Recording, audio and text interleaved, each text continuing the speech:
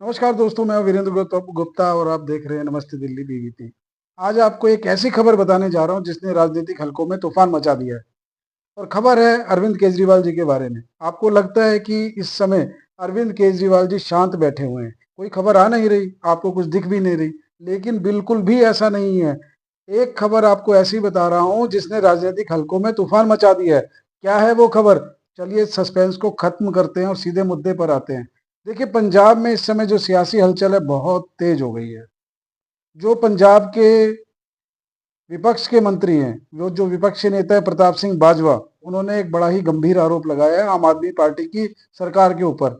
और उन्होंने ये कहा है कि पंजाब के जो वित्तीय हालात हैं इतने ज्यादा बिगड़ते जा रहे हैं कि जो दिवालियेपन की हद तक पंजाब पहुंच सकता है कभी भी। ऐसा वो क्यों कह रहे हैं, चलिए वो भी मैं आपको बता देता हूँ। जो विपक्ष के नेता हैं प्रताप सिंह बाजवा, उनका ये कहना है कि जो आम आदमी पार्टी की सरकार है वो पंजाब को दिवालियेपन की हद तक ले गई है। उनका ये कहना है कि पंजाब का जो कर्ज है वो 2027 तक लगभग 5 लाख करोड़ तक पहुंच सकता है।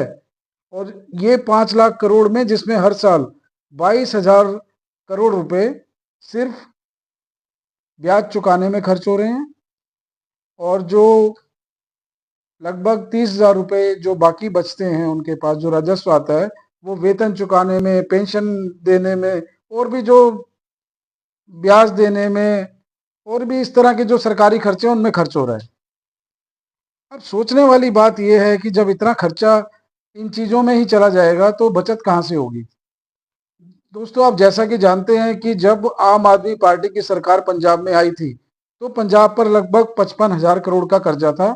और आम आदमी पार्टी की सरकार ने जो वायदा किया था, उनका ये कहना था कि जो रेत खनन माफिया है उसके ऊपर हम लगाम लगाएंगे, और जो भ्रष्टाचार है उसे रोकेंगे। और भ्रष्टाचार रोकने से लगभग 34,000 करोड़ रुपए का उन्होंने अपना अनुमान लगाया था कि ये हमारे पास बच जाएगा। इसके अलावा जो रेत खनन माफिया है उसके भ्रष्टाचार पर रोक लगाने से लगभग 20,000 करोड़ रुपए के राजस्व का अनुमान लगाया गया था। इस हिसाब से पंजाब पूरा धीरे धीरे कर्ज मुक्त हो जाना चाहिए था। लेकिन हो क्या रहा है? देखिए, आरोप तो बहुत गंभीर हैं, ये तो मानना पड़ेगा कि बहुत ही गंभीर आरोप हैं। लेकिन इसमें जो आम आदमी पार्टी ने अपनी सफाई दी है वो भी देख ली, जान लेनी चाहिए।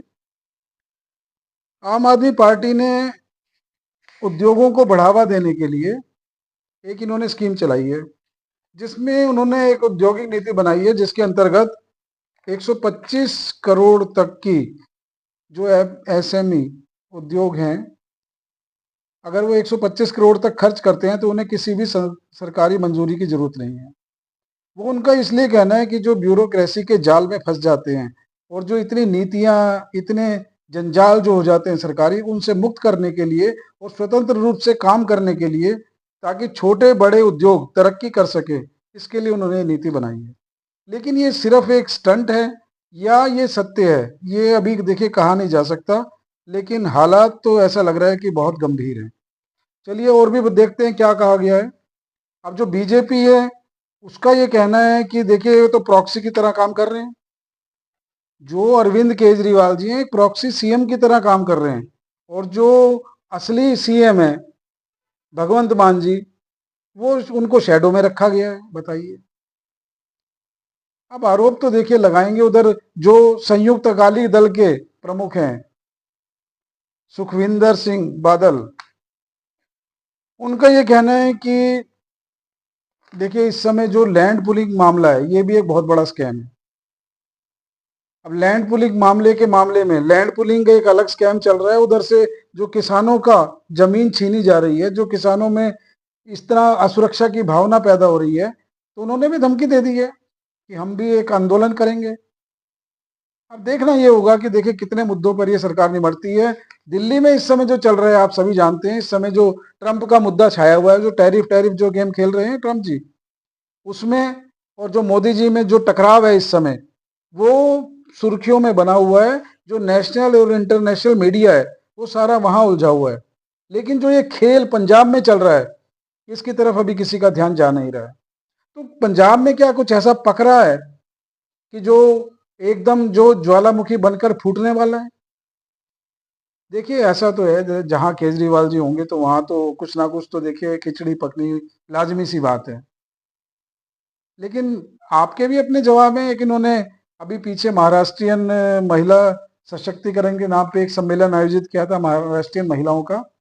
उसमें उन्होंने महिलाओं को सशक्त करने की बात कही थी। अब ये सारी चीजें, ये सारी योजनाएं, ये जो कर्ज मुक्ति की बातें हैं, ये सिर्फ एक सत्य भी इनमें है या सिर्फ एक बीजेपी का या संयुक्त अकाली दल का पब्लिसिटी स्टंट है, या इसमें कुछ सच्चाई भी है, या आम आदमी पार्टी की अपनी साख को बचाए रखने की कोशिश है? देखिए राजनीतिक ये पैंतरेबाजी चलती रहेगी, इसमें कोई, ये चलती आई है, चलती रहेगी, इसमें हम कुछ नहीं कह सकते। आप लोगों को क्या लगता है? अपनी राय देनी है। अगर आपको इन मुद्दों पर लगता है कि कुछ सच्चाई है बीजेपी की, तो अपनी राय हमें दीजिए। अगर आपको लगता है कि जो आम आदमी पार्टी कर रही है वो बिल्कुल ठीक है, उस पर भी अपनी राय दीजिए। मुझे आपकी राय का इंतजार रहेगा। तो अपनी राय अपने कमेंट्स के माध्यम से हमें दीजिए। और अगर चैनल को सब्सक्राइब नहीं किया है तो तुरंत कर लीजिए। फिर मिलेंगे किसी नए मुद्दे पर, तब तक के लिए नमस्कार।